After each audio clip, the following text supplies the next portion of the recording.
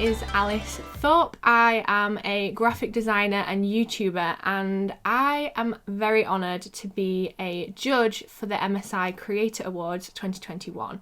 I'm judging in the graphic design category, and I cannot wait to see the amazing works that are submitted and pick out some very deserving winners. So I thought I'd pop by today and I wanted to share with you some of my essential graphic designer tips. Now, I've actually been in the design field for around 10 years, more professionally so in the last 3 or 4, but I cannot wait to get involved with the Creator Awards and see the amazing works that are submitted and pick out some very deserving winners. And let me tell you, there's some amazing prizes up for grabs, from a laptop, a PC, a graphics card, or a monitor.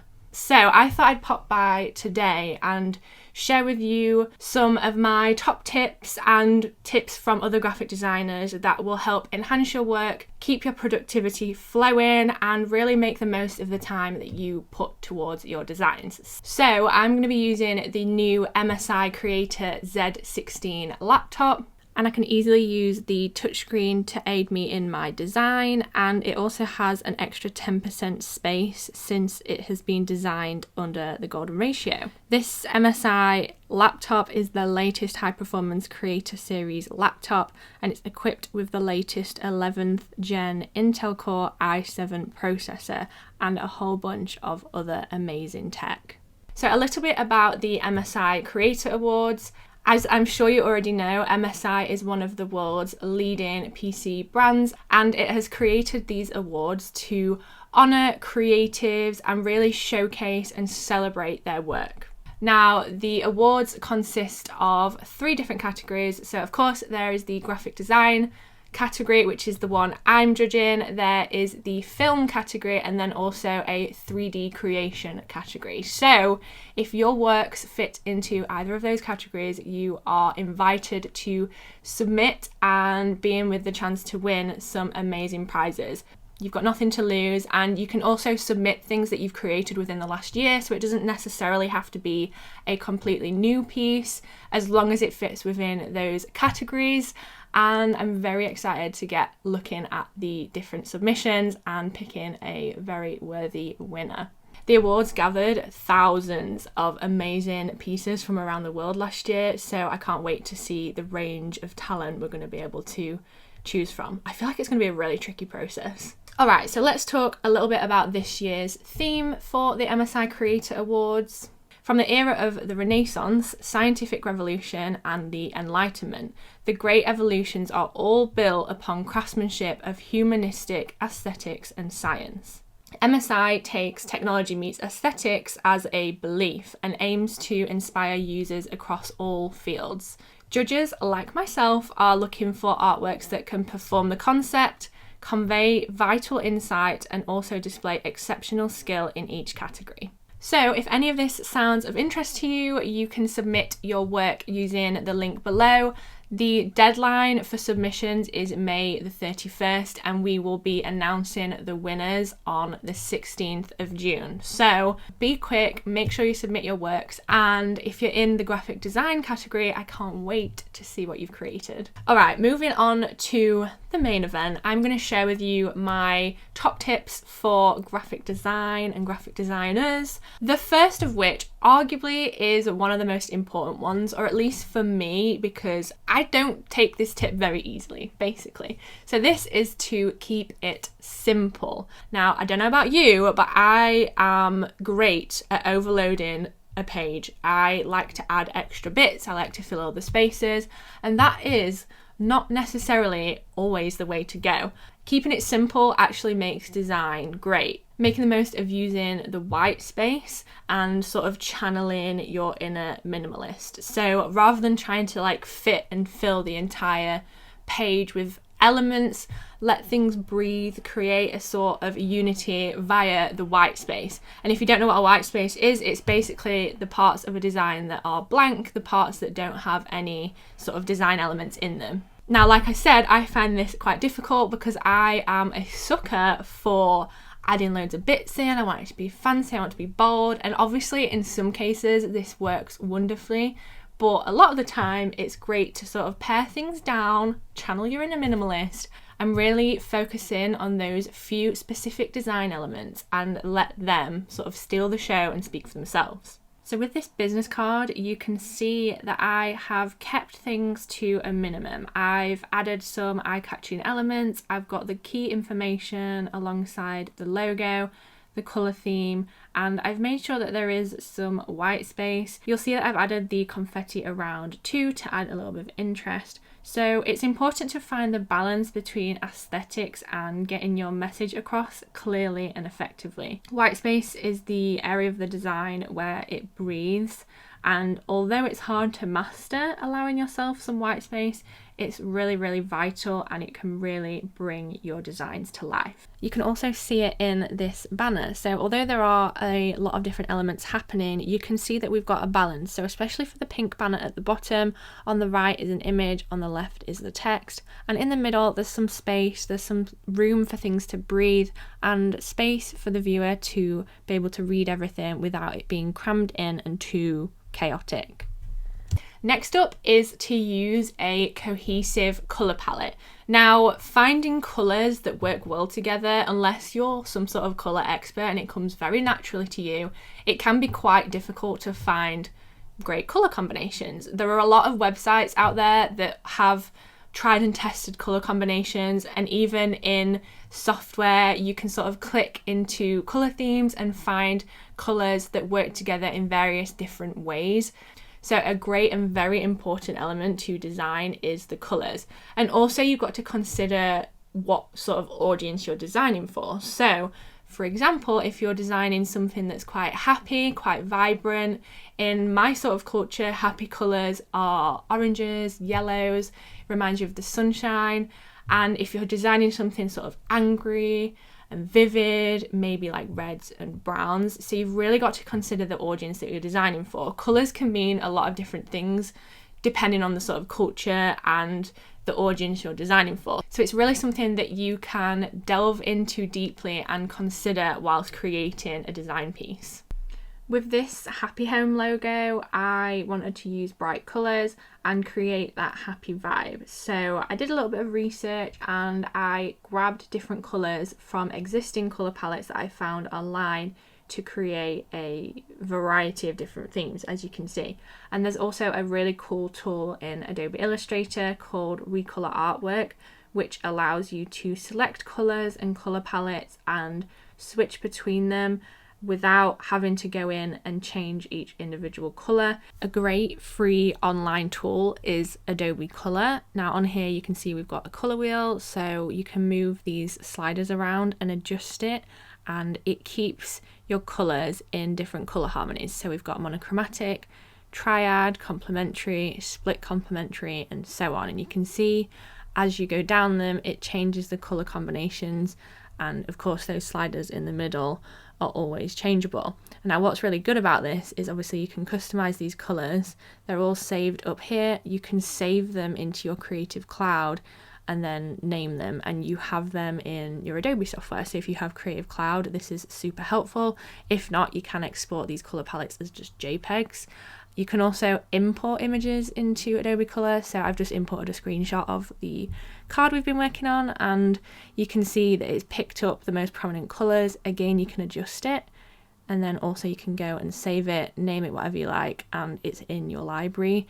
Then there's also extract gradient. So whether there's a graphic that has a really cool gradient on it, or I don't know, a sunset is the first thing I think of when there's a gradient.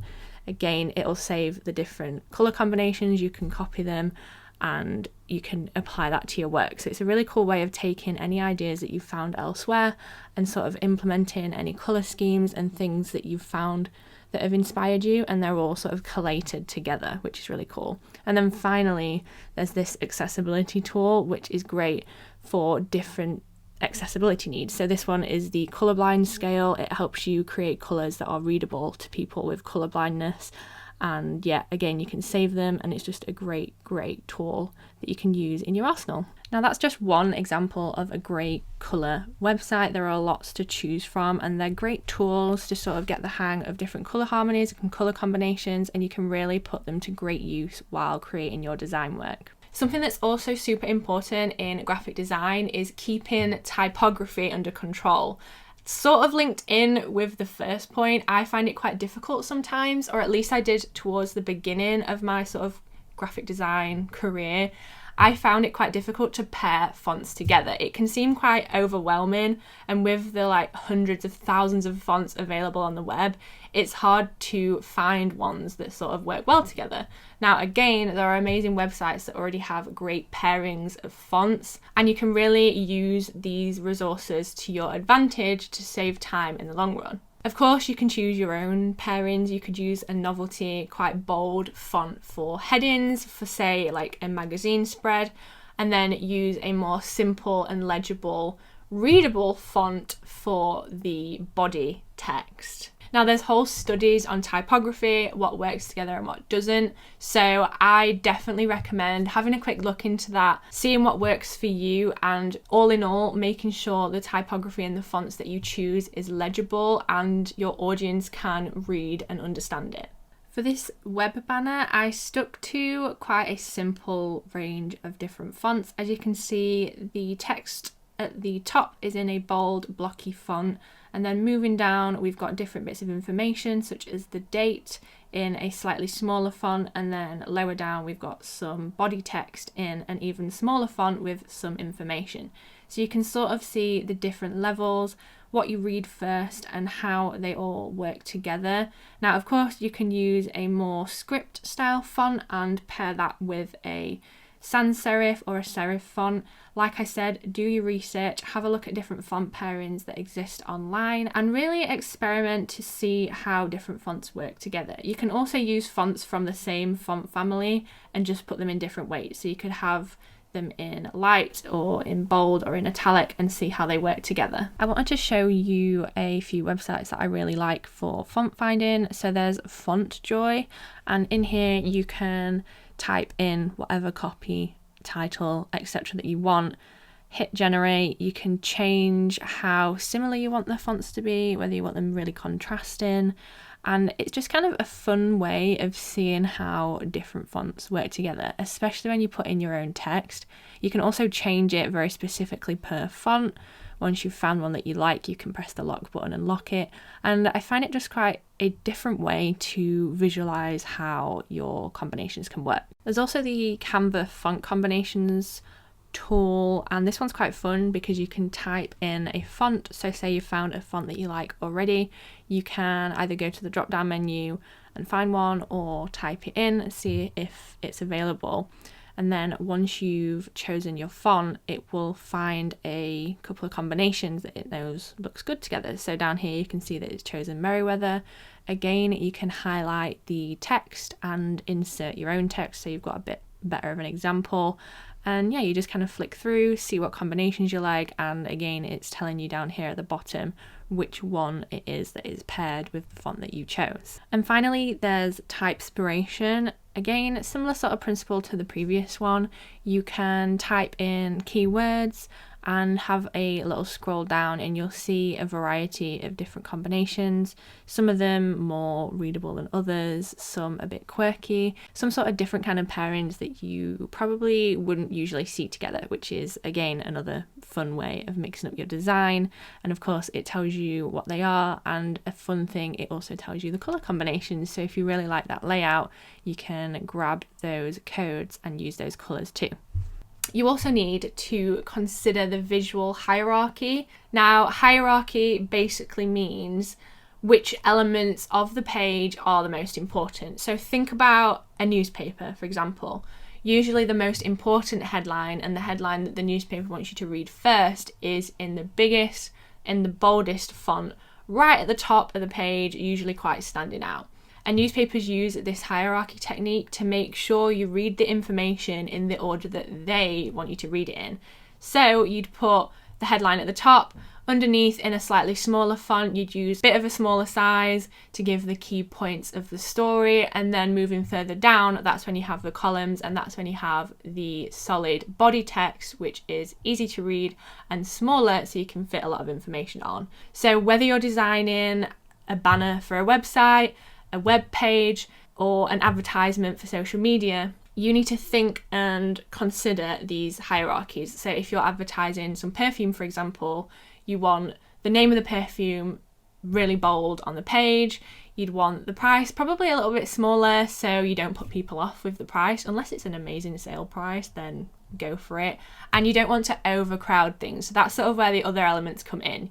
You want to use the white space. You want to make sure that you're not overcrowding things and that you're using the visual hierarchy to train people's eyes to read the information in the order that you want them to read it in. The most important element of this flyer design is to let people know that it's a grand opening. So as you can see at the top in the bold blocky font is grand opening, and then as you move down you can see the sale text, the art, decor and stationery, and then right in the bottom corner you can see the date and various different bits of information. So your eye is drawn to the biggest and the boldest part, and then you gradually start to decipher it as you go down. You can change the colour or scale of a graphic to see how it changes the hierarchy and what grabs attention first. And when you use visual hierarchy rules, you bring attention to that certain focal point in the design. Like I said, for this one, it's the grand opening, and it creates a visual balance and it takes the viewer on a flow across the information so they can consume it in the way that you designed it. Another super important element to design is alignment.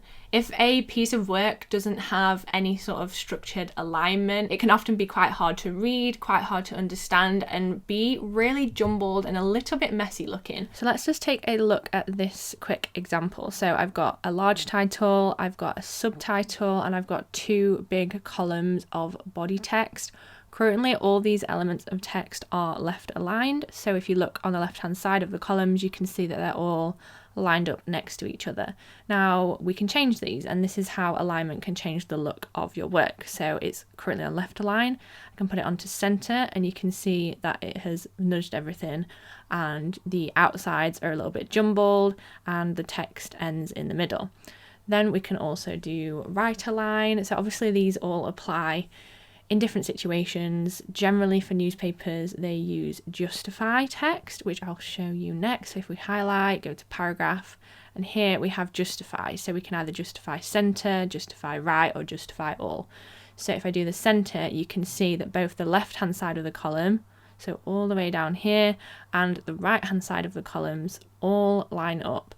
And this is generally what newspapers do to make it less cluttered and easier to read, especially when you compare it to this. Left align looks a little bit messy, whereas justify, and even more so justify all text, neatens up those characters and makes it a little bit easier to read. Then if we go up to the title and subtitle, you can also center these, and centering them makes it look a little bit neat, a little bit more purposeful, and a little bit more professional. Of course, you can, as always, push the boundaries of this. You don't have to stick to very rigid specific lines. You can experiment, but all in all, if you have a sort of basic understanding of alignment and making sure things are legible, that means you are set up to create a great piece of design. So things like keeping your images, your text and things lined up with each other helps to create a structure, helps to complement the visual hierarchy, and really brings your work together. And a bonus is that most design softwares have great alignment tools that you can use to your advantage to really add that structure to a design that it might be lacking beforehand. If you turn on your rulers and margins around your page, you can drag over guidelines and put them in place in order to help you line up your elements. So alongside the existing align options, you can utilize the use of rulers and create your own grid to align your work up to. When starting a new design, it can often be really tempting to jump into things and just get going. but I do really recommend doing your research before you start something. This applies even more so when you're designing for a client, because you really need to understand your client's wants and what they're after. So if you're designing a logo, for example, you need to look at their industry. So if you're designing for a gardener, you need to look online for people who are in that industry already, what their logos look like, what sort of colour schemes they'd go for. In this case, it's most likely to be greens and browns and sort of earthy tones. And effectively, you're gathering all of this information to make it your own. You want to make a logo that stands out from the crowd but doesn't completely make no sense. So if I were to make a gardening logo out of pinks and purples, it wouldn't be bad, but it wouldn't necessarily instantly tell an audience that it's a gardening logo. This can be applied to a lot of different things. So if you're designing something for a medical practice, usually the colours for those are blues and greens. And if I was going to design it in red, that generally in medical terms would signify blood, which isn't necessarily appealing unless blood is kind of the positive impact of that industry. So I guess this sort of links in with colours and finding a great colour palette. You need to do your research. So research existing logos, research existing banners, whatever it is that you're making. Look at the colour schemes that they're using, draw out colours from logos, combine them all together and sort of make them your own and aim to make something that is better than everything that you've already found. A great way to collect your research before you start designing is to mood board. Now, I love using websites like Pinterest to collect images and colours and other visual ideas that sort of spark some sort of creativity in me. And they also help me to find a common colour palette, like I said, and a theme that can be applied to my project. And a very important thing is to never start a project without knowing exactly what size it needs to be. So if you're designing a poster at A2 size, make sure you set the file size correctly in the beginning. Even though you can change the size later on, it makes things easier if you start as you mean to go on, rather than having to readjust everything later. Also, once you know the size of your project and have a mood board, I really like saving out those mood board images and putting them in to the Illustrator file in this case. So you can see that I've got an array of different things, and I like to put things together of existing ideas, and then I'll do another board on the right hand side of ideas that I want to create. So these are more refined to what I want, different colours that I like, different ideas, different styles, and I sort of like to combine them all together and make my work from this. And I can also import these images into Adobe Color and extract the colours too. Again, linked in with doing your research, you need to always make sure you come back to who it is you're designing for. A lot of the time when you've spent hours and hours on a project, it can be easy to sort of be influenced by outside things and forget the actual aim of the project. So you need to remind yourself often who you're designing for, who your client is, age range, gender, beliefs, anything along those lines. You need to remind yourself of these specifics as you're designing, because if you're designing something for the wrong audience, the likelihood is they're not going to like it, they're not going to enjoy it, and it's not going to do the job of a good piece of graphic design. When you create something for your intended audience, your design is something that they actually want to see and something that they'll react positively to. That's why it's important that you do your research and make sure you always think back to who you're designing for. Think of the context. So a dark, dingy and possibly creepy design wouldn't work for an upscale and expensive brand or product. Same with a design that feels too childish when it's supposed to be targeted to a mature and adult audience. Icons also go a really long way when it comes to design. Now, as humans, we've actually communicated through icons and symbols since basically the beginning of time. Think of cavemen and writing symbols in the walls. It was the way we communicated before language became a thing. So you can use icons to really enhance and develop your work, especially if you are targeting multiple audiences that might speak different languages or have different level of skill. For example, if you are asking people to follow your social media accounts, rather than writing out the name of the account, you can use a little symbol to symbolize what that means, and you can help your audience to instantly recognize what it is that they're looking at.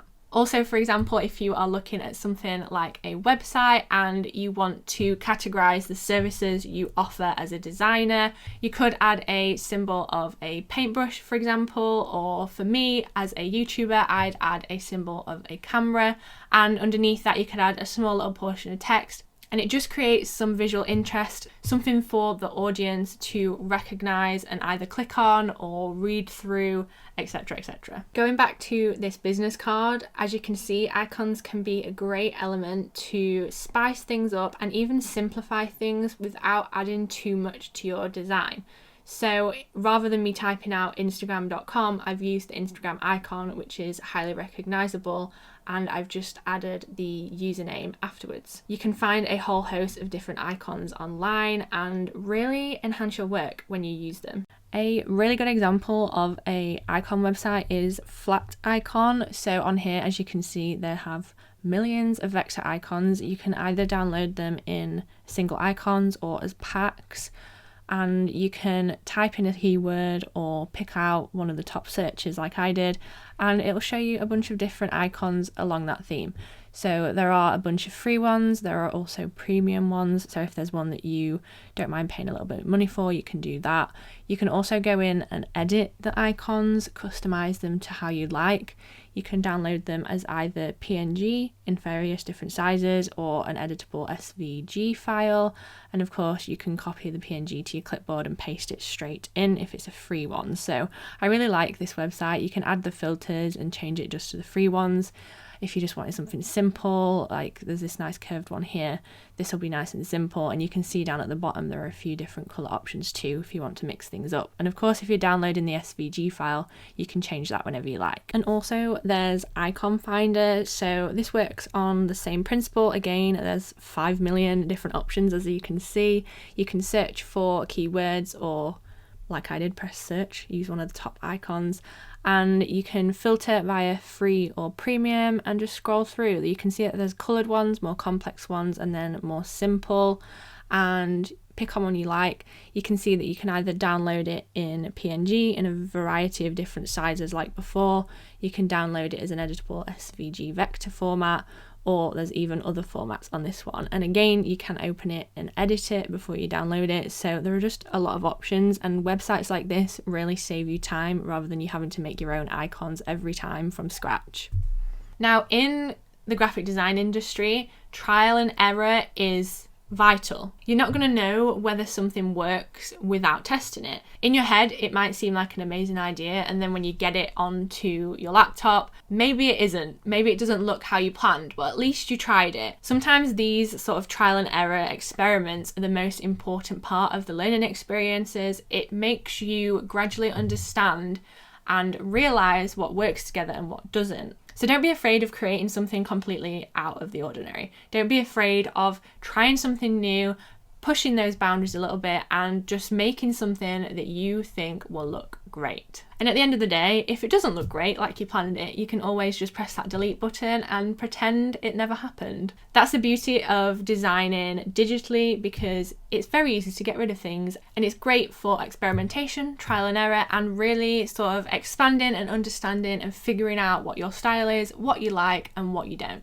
And last but most certainly not least is to relax and take time to let your eyes rest. Now, I'm a workaholic. I know a lot of people who are creative often are. Once you get an idea in your head, you want to continue, you want to really push that until it's finished. But a lot of the time you can spend too long staring at one piece of work, and it sort of becomes difficult to see the good in it. Usually you end up picking it to pieces and not really fully appreciating the work that you've done.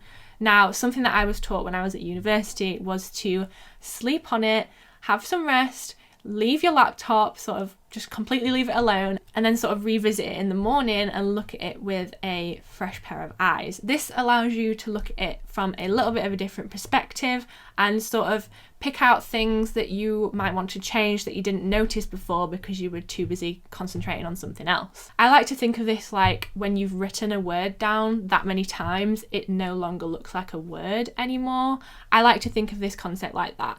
Once you're looking at that word and it doesn't look like a word anymore, you need to stop, you need to take a break, and you don't need to beat yourself up about taking that break, because ultimately if you're burnt out and tired, you're not going to be working to your full creative potential. So that's it for my tips and tricks for graphic designers. I hope you found this useful. Of course, please get involved with the MSI Creator Awards. I'm so excited to be judging, and I can't wait to see all the graphic design pieces that are submitted. It's going to be a very tough job, I know, trying to choose the winners. But if you are going to get involved, make sure you do before the 31st of May and set your alarms, because we will be announcing the winners on the 16th of June. So I'm very excited. Thank you very much for watching this video, and good luck.